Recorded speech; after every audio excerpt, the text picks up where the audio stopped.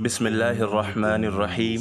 میرے عزیز دوستوں اور بھائیوں، آج ہم ایک ایسے پیغام پر غور و فکر کرنے کے لیے اکٹھا ہوئے ہیں جو صرف ایک خطبہ نہیں بلکہ انسانیت کے لیے رہنما اصول ہے۔ یہ خطبہ حجۃ الوداع ہمارے پیارے نبی رحمت للعالمین حضرت محمد صلی اللہ علیہ وسلم کا وہ آخری پیغام ہے جو انہوں نے اپنی زندگی کے آخری حج کے موقع پر دیا۔ یہ خطبہ صرف الفاظ کا مجموعہ نہیں تھا بلکہ یہ انسان کے لیے اس کے اصل مقصد، اس کے حقوق اور اس کے فرض کی وضاحت ہے۔ آپ صلی اللہ علیہ وسلم نے اس وقت جو کلمات بیان کیے ان میں انسانیت، برابری، انصاف اور عدل کا پیغام چھپا تھا جو قیامت تک کے لیے روشنی کا چراغ ہے۔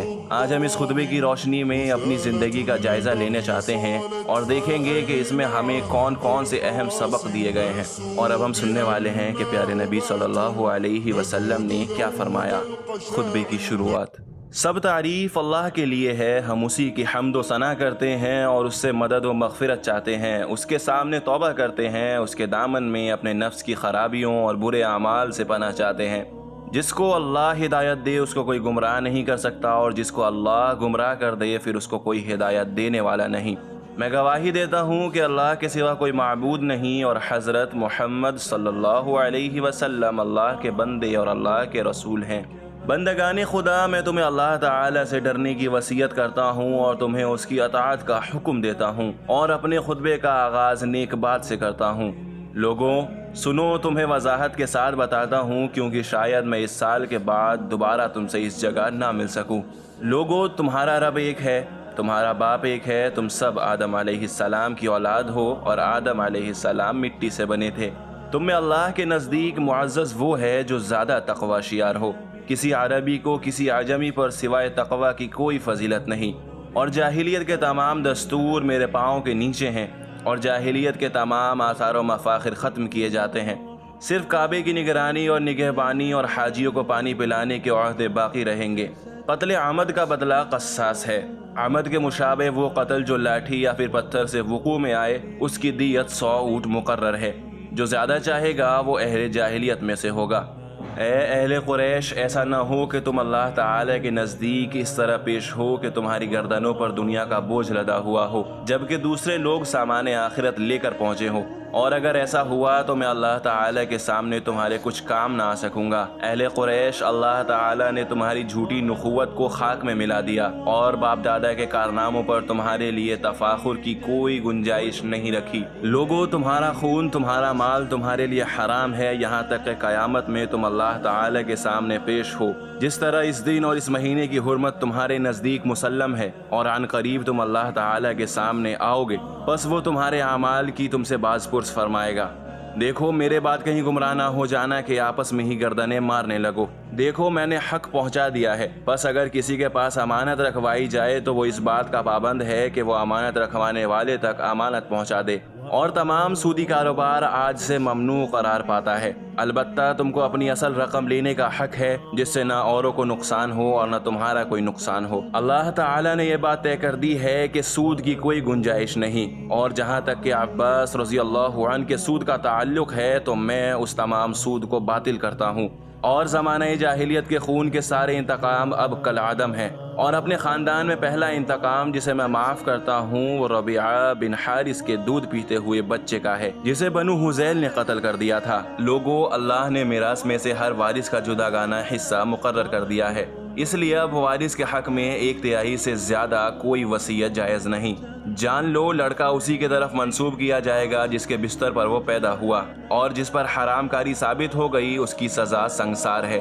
خبردار، جو کوئی اپنا نسب بدلے گا اور کوئی غلام اپنے آقا کے سوا کسی دوسرے کے ساتھ اپنی نسبت قائم کرے گا، اس پر اللہ تعالی کی، تمام فرشتوں کی اور تمام انسانوں کی لعنت ہو، اور قیامت کے دن اس سے کوئی بھی بدلہ قبول نہیں کیا جائے گا۔ قرض قابل ادائیگی ہے۔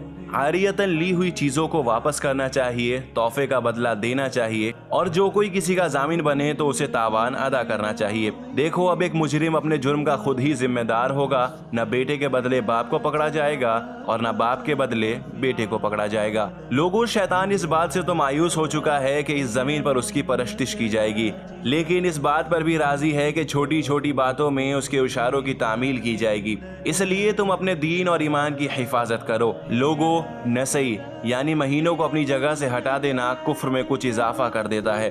काफिर इससे गुमराही में पड़ जाता है कि एक साल तो अपनी नफसानी गर्ज से उसे हलाल ठहराता है, फिर जब दूसरे साल उसको कोई गर्ज नहीं होती तो उसे हराम कर देता है, ताकि अल्लाह ताला ने जो गिनती हराम महीनों की मुकर्रर कर रखी है उसे पूरा कर दे। इस तरह अल्लाह ताला के हराम किए हुए महीनों को वो हलाल कर लेते हैं और हलाल किए हुए महीनों को वो हराम कर लेते हैं, और ज़माना घूम फिर कर उसी जगह आ गया है जहाँ से कायनात की पैदाइश के दिन शुरू हुए थे। महीनों की गिनती अल्लाह ताला के पास साल में 12 है।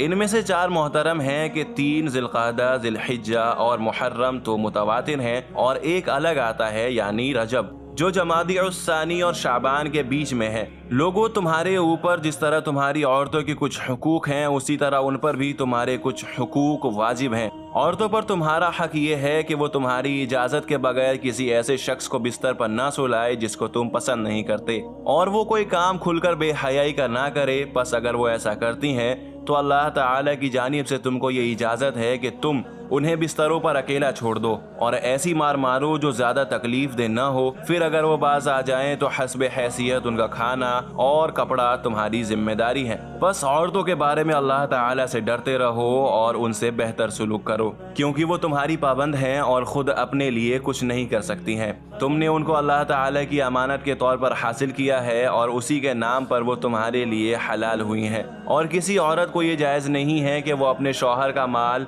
उसकी इजाज़त के बगैर किसी को दे। लोगों, मेरी बात समझ लो, मैंने हक के तबलीग अदा कर दिया। तुम्हारे दरमियान ऐसी चीज़ें छोड़े जा रहा हूँ कि अगर तुम उन पर कायम हो गए तो कभी गुमराह ना हो सकोगे, यानी अल्लाह ताला की किताब और उसके नबी की सुन्नत। और तुम लोग ज़्यादती करने से बचो, क्योंकि तुमसे पहले लोग दीन में ज़्यादती के बाइस हलाक हो चुके। लोगों, मेरी बात सुनो और समझो, हर मुसलमान का भाई है। किसी के लिए जायज़ नहीं है कि वो अपने मुसलमान भाई से कुछ ले सिवाय उसके जिसे उसका भाई बारज़ा व रग़बत अता करे। अपने नफ्स पर और दूसरों पर ज्यादती करने से बचो। तुम्हारे गुलाम, उनका ख्याल रखो। जो तुम खाते हो उन्हें खिलाओ और जो तुम पहनते हो उन्हें पहनाओ। और अगर उनसे कोई ऐसी खता हो जाए जिसे तुम माफ़ न कर सकते हो तो अल्लाह ताला के बंदो, उन्हें फ़रोख्त कर दो, उन्हें सज़ा मत दो, उन्हें मारो मत। लोगों, न तो मेरे बाद कोई पैगंबर आएगा और न तुम्हारे बाद कोई उम्मत आएगी। खूब सुन लो, अपने परवरदिगार की इबादत करो,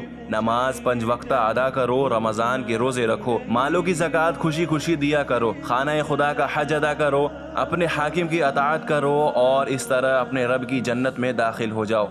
लोगों, सुनो और अताअत करो। अगर तुम पर कोई नकटा हबशी गुलाम ही क्यों नहीं अमीर बना दिया जाए जो तुम पर किताबुल्लाह को कायम करे। लोगों, हज के मसाइल मुझसे सुनो। मैं नहीं जानता कि शायद इस साल के बाद मुझे दोबारा मौका मिले। अच्छी तरह सुन लो, तुम में से जो हाजिर है उसे चाहिए कि ये बातें वो गायब तक पहुंचा दे। शायद उनसे वो जिसे ये पहुंचे उनका ज्यादा मुहाफिज हो। ये निस्बत उन लोगों के लिए है जिन्होंने इसे सुन लिया। लोगों, क्या मैंने तुम तक हक पहुंचा दिया? लोग कहते गए, हाँ बेशक। बस रसूलुल्लाह सल्लल्लाहु अलैहि वसल्लम ने फरमाया, ए अल्लाह तू गवाह रहे, और हाँ, क़यामत के दिन तुमसे मेरे बारे में दरियाफ्त किया जाएगा। मुझे ज़रा बताओ कि तुम क्या जवाब दोगे? सब ने कहा, हम इसकी शहादत देंगे कि आपने अमानत पहुंचा दी, अल्लाह ताला के अहकाम हम तक पहुंचा दिए, नीज़ रिसालत और नबूवत और नसीहत का हक अदा कर दिया। तब प्यारे नबी सल्लल्लाहु अलैहि वसल्लम ने अपनी अंगुश्ते शहादत को 3 बार आसमान की तरफ उठाया और लोगों की तरफ झुकाया। फिर फरमाया, ए खुदा तू गवाह रहे,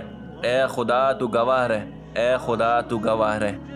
तो बस ये था खुतबा हज्जतुल वदा। मुझे उम्मीद है कि आपको ये सुनकर बहुत अच्छा लगा होगा और इससे आपने नसीहत हासिल की होगी। अगर आपको ये पसंद आया हो तो इसे अपने दोस्तों के साथ, अपने परिवार में इसे शेयर करें। उन्हें भी बताइए कि हज्जतुल वदा क्या है। और मैं कोशिश कर रहा हूँ कि कुरान करीम के ऊपर एक वीडियो बनाऊँ, एक आयत के ऊपर, जिससे आपको समझ में आए कि कुरान करीम हमसे क्या कहता है। इंशाअल्लाह वो भी जल्द से जल्द शुरू कर दूंगा। अगर आपको ये वीडियो पसंद आई हो तो वीडियो को लाइक कीजिए, चैनल को सब्सक्राइब कीजिए और इसे अपने दोस्तों के साथ शेयर कीजिए।